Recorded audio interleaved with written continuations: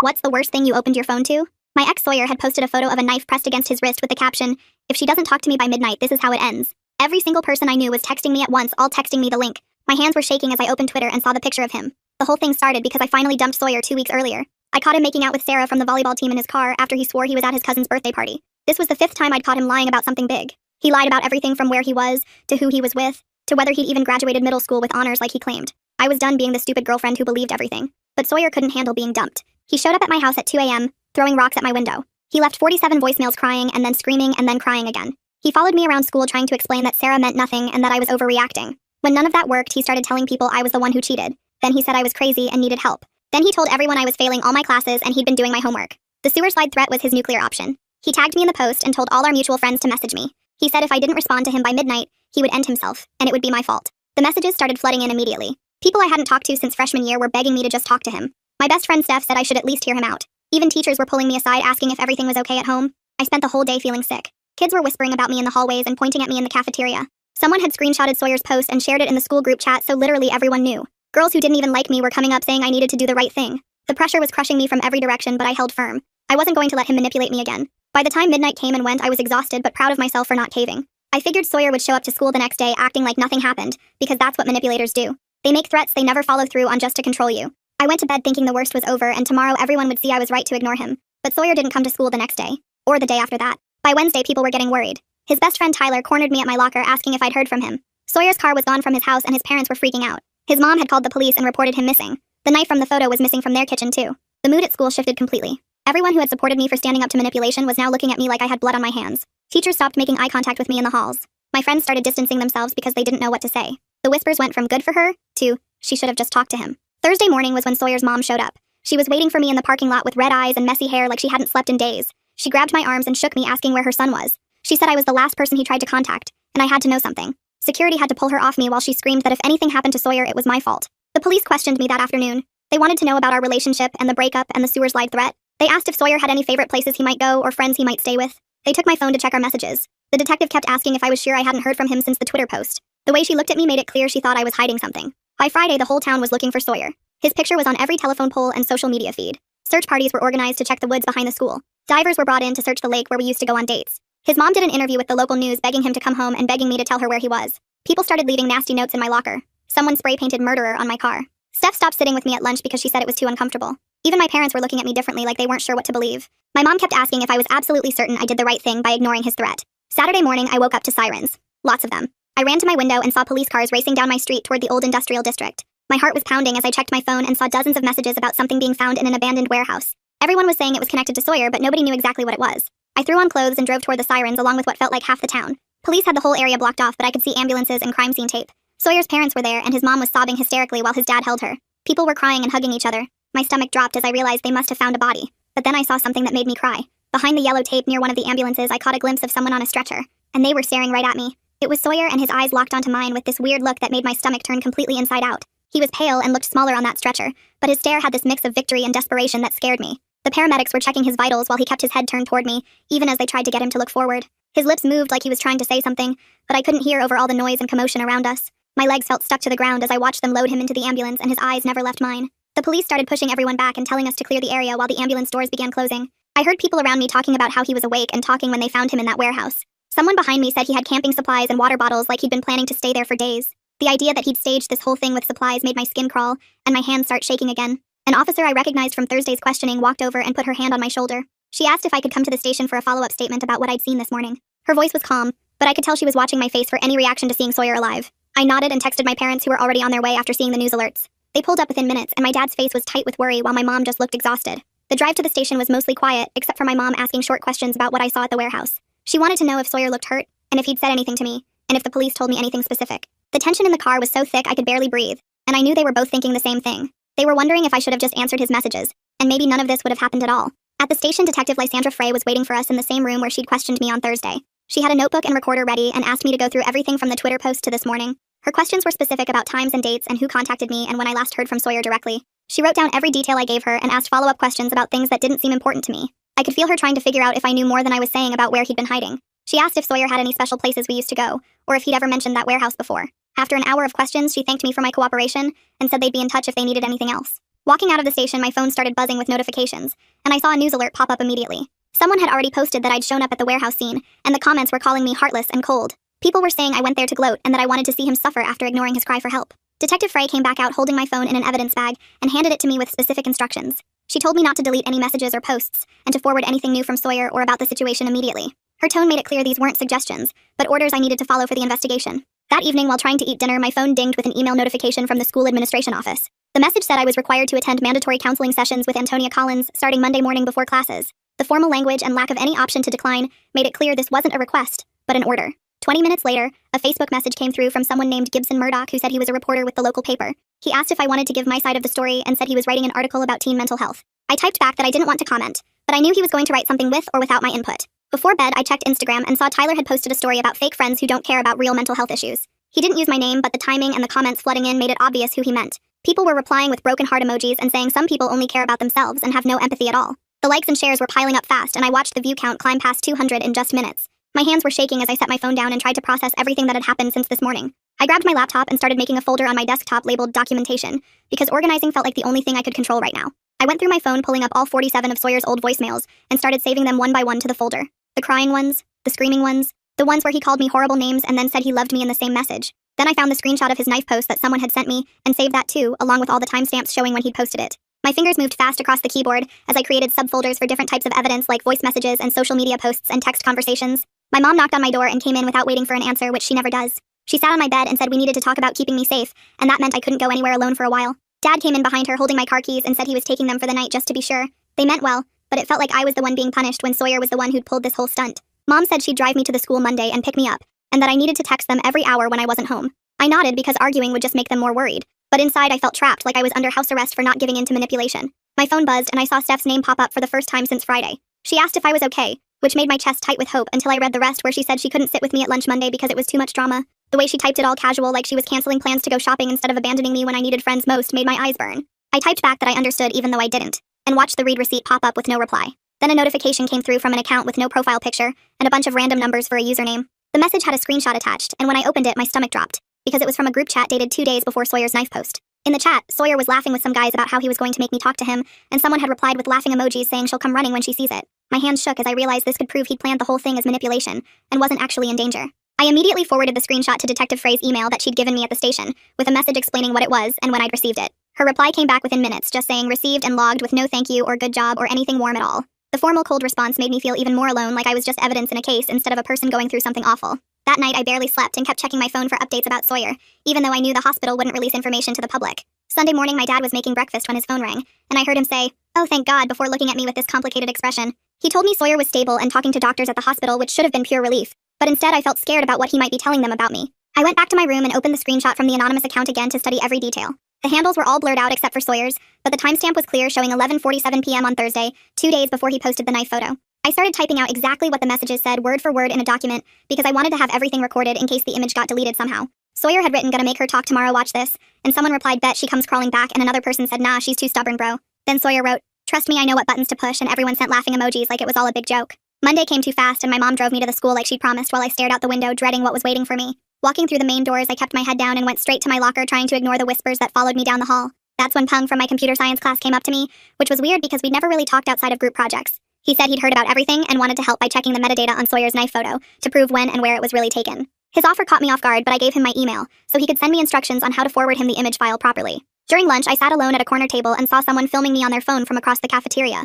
Later, I found out they'd posted a video of me walking through the hallway with everyone staring and whispering with some mean caption about how I didn't even care. I never watched it because setting boundaries felt like the only power I had left in this whole mess. After school, my mom picked me up and drove me straight to my appointment with Antonia Collins, the counselor they'd assigned me. She had this calm way of talking that made me feel less crazy as we went through everything that had happened since the breakup. We made a safety plan together that included coping strategies for when I felt overwhelmed and tips for documenting any harassment or threats. She was the first adult who actually said I did the right thing by not responding to Sawyer's manipulation, and it made me want to cry with relief. The next morning, Detective Frey shows up at our house to interview my parents with me sitting right there on the living room couch. She pulls out her notebook and starts asking about my curfew the night Sawyer went missing and whether I was home all evening. My mom confirms I was in my room by 9, and my dad says he checked on me at 11 when he went to bed. The detective writes everything down and asks if I left the house at any point that night, or if anyone came over. Both my parents say no, and I can feel them looking at me sideways like they're seeing me differently now. Detective Frey asks about my phone usage and whether I have any tracking apps that could verify my location. My mom mentions the family location sharing we have set up and shows the detective her phone with the history from that night. The questions keep coming about who I talked to and what websites I visited, and whether I have any social media accounts they don't know about.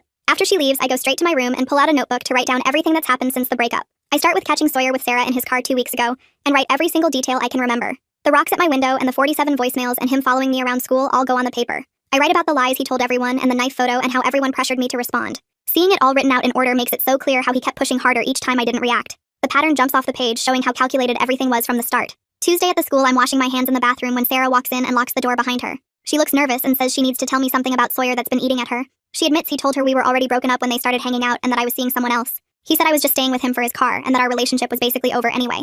She pulls out her phone and shows me screenshots of their messages where he's saying completely different things about me. In one message, he calls me controlling, and in another, he says I'm too clingy, and in another, he says I don't care about him at all. She scrolls through more messages where he's telling her about fights we never had and problems that didn't exist. Then she shows me a document she typed up with all his lies listed out with dates and what really happened. She's blacked out some names to protect other people, but the evidence is all there showing how he played both of us. She says she's been working on this since Saturday when she realized what he'd done to both of us. That afternoon, I check my phone and see an article by Gibson Murdoch with my picture right at the top. The headline says something about ignoring cries for help, and the whole thing makes me look terrible. He uses quotes from random students who barely know me and leaves out huge chunks of the timeline. The article makes it sound like I just coldly ignored Sawyer without any history of manipulation or lies. My hands are shaking as I type out an email to Gibson with the actual facts and timeline corrections. I explain about the pattern of manipulation and the 47 voicemails and everything else he left out. He writes back within an hour with just, "Thanks for reaching out," and nothing else. I refresh the article page over and over, but he never updates it with my corrections. Wednesday after school, I'm walking to my car when Tyler comes up behind me looking uncomfortable. He glances around to make sure no one's watching and quietly says he needs to tell me something. He admits he didn't think Sawyer was serious about the threat either,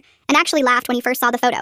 But then he says he can't say that publicly, because Sawyer's his best friend, and everyone would turn on him. He walks away quickly before anyone sees us talking, and I'm left standing there feeling both validated and frustrated. That night, I'm going through old bank statements for a school project when I notice something weird. The day before Sawyer posted the knife photo, there's a charge at Party Palace for $37. I pull up their website and see they sell all kinds of props and fake weapons for Halloween and theater stuff. My stomach turns as I realize what this might mean about his whole plan. Tuesday morning, I wake up early and go outside to get the newspaper from my dad. There's a crumpled piece of paper on our doorstep with messy handwriting that says, "Talk to him or else," with no signature. I immediately take a photo of it with my phone and pick it up carefully by the corner. Our neighbors are getting in their cars for work, and they all avoid looking at me like I'm invisible. I go back inside and show my parents the note, and my mom calls the police right away. Detective Frey calls me that afternoon while I'm doing homework and mentions they found more at the warehouse. She says there was a sleeping bag and several water bottles and enough food for multiple days. The warehouse also had a portable phone charger and some books which suggest Sawyer planned to stay there a while. She tells me this information might be important for understanding his state of mind, but the way she says it makes everything feel even more calculated and creepy.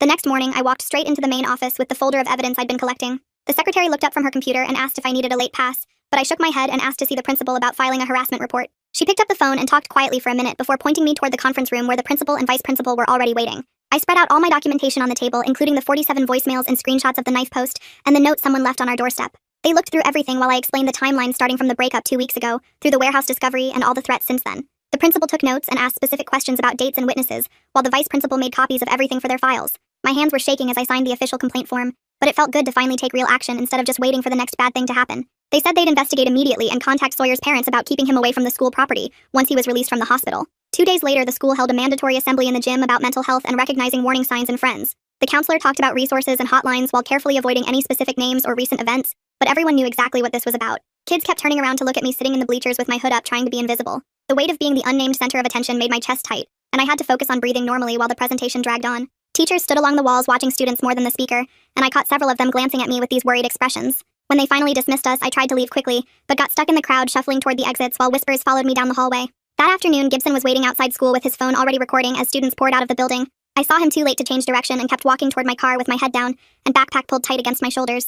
He followed me across the parking lot, asking loudly if I had any comment about the assembly or Sawyer's condition, but I just kept walking without responding. My face stayed blank, even though inside I wanted to scream at him to leave me alone. Later that night, I saw the video he posted online with a caption about me refusing to show concern for a struggling classmate. He'd edited it to make my tired shuffle look dismissive and cold, when really I was just exhausted from everything. The comments under his post called me heartless and said I was making everything worse by not cooperating with the media. Wednesday morning, my parents drove me to the hospital for a supervised meeting that Detective Frey had arranged. We sat in a small conference room that smelled like disinfectant while we waited for everyone to arrive. Sawyer's parents came in first, and his mom's eyes were red and puffy, like she hadn't stopped crying in days. Then a nurse wheeled Sawyer in wearing a hospital gown with bandages on his wrists. He looked pale and smaller somehow, but his eyes still had that intense look when they locked onto mine. Detective Frey sat at the head of the table with a notepad and explained the ground rules about keeping things civil and productive. Sawyer's dad asked me to explain my side of everything, so I took a deep breath and started talking. I told them about the pattern of lies and manipulation, and the 47 voicemails, and how he'd followed me around school after the breakup. My voice shook at first, but got steadier as I explained why I couldn't respond to threats without making things worse. Sawyer kept trying to interrupt, but but Detective Frey would hold up her hand and remind him to wait his turn. When I finished, his mom was crying harder and his dad just stared at the table looking tired. Sawyer insisted everything was a misunderstanding, and that he never meant to hurt anyone, but Detective Frey took notes without commenting on who she believed. After the meeting ended, a nurse handed me a folder with Sawyer's clinical summary that the detective said I could have for my records. Back in the car, I read through the medical terms and saw he had superficial cuts that required minimal treatment and signs of dehydration from hiding in the warehouse. The report noted he was being held for psychiatric evaluation and would need approval from multiple doctors before being released. Having the medical facts written out so plainly made everything feel less like an emotional disaster and more like a documented case. That evening, my phone buzzed with a text from an unknown number that turned out to be Sawyer's mom. She wrote that she wasn't ready to apologize but needed to understand what led to all this. I stared at the message for a long time before typing back a careful response with just basic facts about the breakup and the harassment afterward. I didn't mention Sarah or the cheating because that would just hurt her more, and I kept my answers short and factual without getting into how I felt about everything. She thanked me and said she needed time to process everything, which I understood completely. Friday after school, Steph texted asking if I wanted to meet at the coffee shop near the mall instead of our usual place by school. I drove over and found her already waiting in a back corner booth away from the windows. She explained that she still cared about me but needed some distance from all the drama because it was affecting her mental health too. I nodded and said I understood, even though it hurt to hear my best friend basically admitting she couldn't fully support me. We talked for an hour about normal stuff like homework and TV shows while carefully avoiding any mention of Sawyer or the situation. When we left, she hugged me quickly and said maybe we could do this once a week, which was better than nothing, but still felt really lonely. Monday morning, Peng found me in the library and pulled out his laptop to show me something he'd discovered about the knife photo. He'd analyzed the metadata and found that the timestamp showed it was taken 3 hours before it was posted, which meant Sawyer had scheduled the upload. The photo was also geotagged at a location in town, not at the warehouse, which suggested even more planning behind his threat. Peng printed out his analysis with all the technical details highlighted and said I should give it to Detective Frey immediately.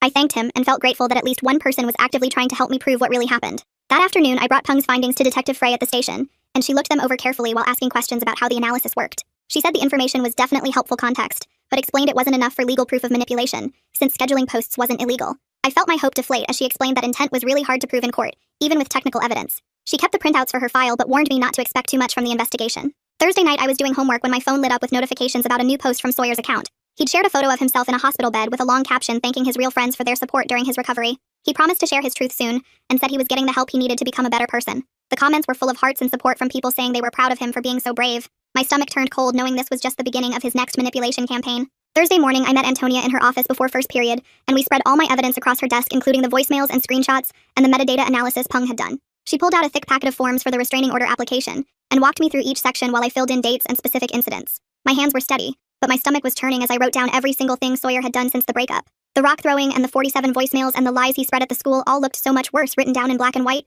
Antonia photocopied everything 3 times and put one set in a folder for me and one for herself, and one to file with the court. She called the courthouse right there in front of me and scheduled an appointment for us to submit the paperwork that afternoon. At lunch, I was heading to the library when Tyler stepped right in front of me, blocking my path. He started saying something about how taking Sawyer to court was going too far, and how I was ruining his life over a misunderstanding. I looked him straight in the eye for about 2 seconds, then stepped around him and kept walking toward the library without saying a single word. He called after me, but I just kept walking, and it felt like the first time I'd handled one of Sawyer's friends without getting dragged into an argument. My phone buzzed during 5th period with a notification from an anonymous Twitter account that had just posted audio of Sawyer from about a month ago. I listened with my earbuds in and heard him laughing with some guys about how gullible everyone in our town was, and how he could get away with anything because people here were too nice to call him out. The account had tagged half the school, and the audio was already getting shared everywhere. Part of me felt vindicated that people were finally seeing who he really was, but I also knew this would just make everything more intense. That evening, the school board held their monthly forum, and they'd added a special segment about student safety and harassment after everything that had been happening. Antonia had encouraged me to speak, so I stood up when they called for comments and talked for maybe 3 minutes about harassment and documentation, and the importance of taking threats seriously. I stuck to facts only and never said Sawyer's name, even though everyone knew exactly what I was talking about. My voice shook a little at the beginning, but by the end I was speaking clearly, and several parents nodded along. After I sat down, my phone lit up with a DM from Sarah. She'd sent me screenshots of messages from when Sawyer and I were still together, where he was pressuring her for photos and telling her I was boring, and that she was so much prettier. The messages went back months before he actually cheated with her, and showed him lying to both of us the whole time. Sarah wrote that she felt terrible and wanted me to have these for evidence if I needed them. Looking at the timestamps made me realize he'd been working on her for ages while telling me he loved me every day. I forwarded everything to Detective Frey's email with a note explaining that Sarah had requested to stay anonymous but wanted to help with evidence. Detective Frey replied within an hour saying she'd add it to the file and would protect Sarah's identity in her reports. Gibson posted another article that night with the headline still making it sound like I'd driven Sawyer to desperation, but at least this time he mentioned the restraining order filing in the 3rd paragraph. He'd clearly been at the school board meeting because he quoted part of what I'd said about documentation. The comments were still mostly awful, but a few people were starting to question Sawyer's story. Thursday morning, Detective Frey called to tell me the warehouse owner had decided to press trespassing charges against Sawyer completely separate from anything involving me. Apparently Sawyer had broken a lock to get in and had been there before based on security footage from weeks earlier.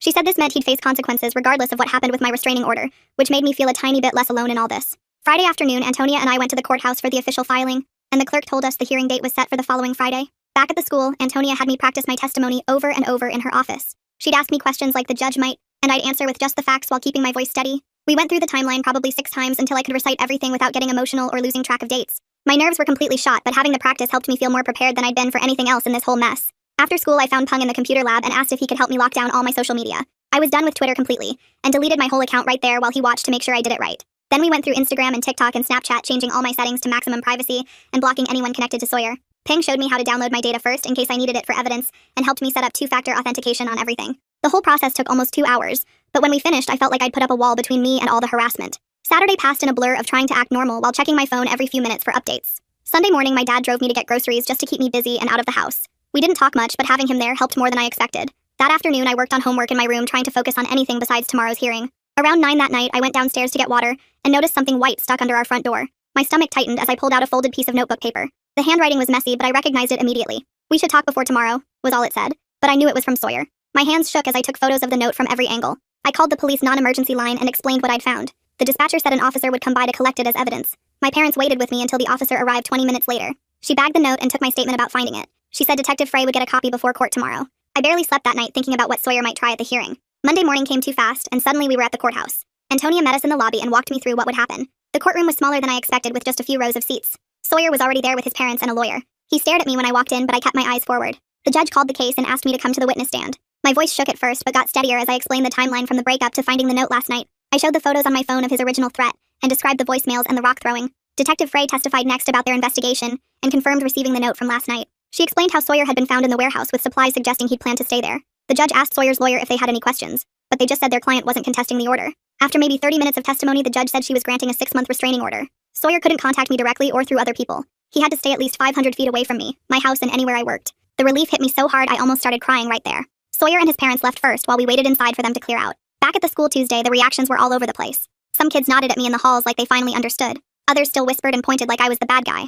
The harassment definitely dropped off, though. Nobody left nasty notes in my locker anymore. People stopped bumping into me on purpose in the hallways. It wasn't perfect, but the pressure felt lighter. Gibson posted a new article Wednesday that actually mentioned mental health resources and manipulation tactics. The headline still made it sound dramatic, but at least the actual article was more balanced. The comment section was still pretty awful, but a few people were defending me now. Some were sharing their own stories about toxic relationships. Thursday afternoon, my phone buzzed with a text from Tyler. All it said was, "I'm sorry," with no explanation or follow-up. I read it 3 times, then deleted the whole conversation thread. That chapter of my life was closed, and I didn't need to respond. Friday after school, I drove out to the lake by myself for the first time since everything started. The parking lot was empty, and I sat on the hood of my car watching the water. No panic attacks came. No overwhelming memories crashed over me. I just sat there breathing normally and watching ducks swim around. It felt like reclaiming a piece of myself I thought was gone. When I got home, my parents were waiting in the living room. They said they wanted to talk about everything that had happened. My mom admitted she'd doubted my decision at first, but now understood why I couldn't give in to manipulation. My dad said he was proud of how I'd handled the legal stuff. We set up new rules about checking in when I went places and keeping doors locked. Having them fully on my side made everything feel more manageable. The next Monday, I started therapy with someone Antonia had recommended across town.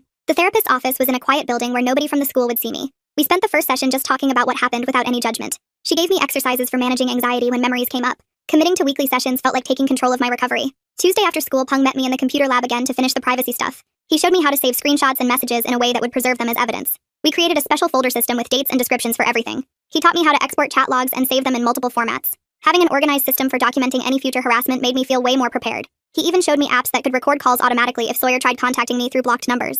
Wednesday morning, Detective Frey called me while I was getting ready for school and told me Sarah had come forward with her own statement about Sawyer's behavior. She wouldn't give me details, but said it backed up everything I'd been saying about the harassment and that Sarah wanted to remain anonymous, which I totally understood. The detective also mentioned the trespassing charges from the warehouse owner were moving forward, and Sawyer would probably get community service plus mandatory counseling for at least 6 months. When I got to the school that day, the counselor Antonia pulled me into her office and showed me my new schedule that moved me out of the classes where Tyler and Sawyer's other friends were. She'd worked it out so I had different lunch periods and could use the back entrance by the gym instead of the main doors where everyone hung out. The changes helped immediately because I could actually focus on my work without feeling watched all the time. That Friday, Steph caught up with me after last period and asked if we could get coffee sometime. She looked nervous and kept playing with her hair while she talked, but she said she missed me and wanted to try being friends again even if things were different. We agreed to meet once a week for lunch in the library where it was quiet and nobody would bother us. The next 2 weeks, I threw myself into studying for finals and blocked out everything else. My parents gave me space to focus, and I spent hours at the kitchen table with my textbooks and notes spread everywhere. When grades came out, I'd managed to keep my B average despite missing so many classes during the worst of everything. My mom cried when she saw my report card, and my dad made my favorite dinner to celebrate. School ended and summer started with this weird mix of relief and uncertainty about what came next. In early June, I got an email from some community mental health organization, inviting me to speak on a panel about toxic relationships and manipulation. They'd heard about my situation somehow and thought my story could help other teenagers. I stared at the invitation for 3 days before writing back that I appreciated the offer, but wasn't ready to talk publicly yet, though I'd be interested in attending as an audience member to learn from others. They understood and sent me the details for the event which I went to, and sat in the back row taking notes. Mid-June, I started looking for a summer job to keep busy, and found a position at this small bookstore downtown, where nobody from the school ever went. The owner was this older lady who didn't know anything about the drama, and just needed someone to work the register and stock shelves. My coworkers were mostly college kids home for summer, who treated me like any other teenager working a first job. Nobody whispered about me or gave me weird looks, and customers just wanted book recommendations or help finding the right section. The normal interactions felt amazing after months of being stared at everywhere I went. In July, I decided to write everything down in a journal with all the dates and screenshots and texts organized chronologically. I spent a whole weekend putting it together with sticky notes marking important parts and my feelings written in the margins. When I finished, I had this thick notebook documenting everything from the first lie I caught Sawyer in to the restraining order hearing. I read through it once, then put it in a box under my bed because having it all written down gave me the closure I needed without having to think about it every day. August came with its usual heat and back-to-school prep. I was walking downtown to pick up supplies when I saw Sawyer coming toward me on the sidewalk. My whole body tensed, but I kept walking straight ahead. He saw me too, and his face went red, but he looked down at his phone and crossed to the other side of the street. We passed each other without any drama or confrontation, and I made it another block before realizing I'd been holding my breath the whole time. The fact that we could exist in the same space without everything exploding felt like proof that we'd both moved forward, even if we'd never be okay with each other. Thanks for letting me wonder through all this with you. Definitely been quite a journey to share together. Really appreciate you being here. If you made it to the end, drop a comment. I love reading all your comments.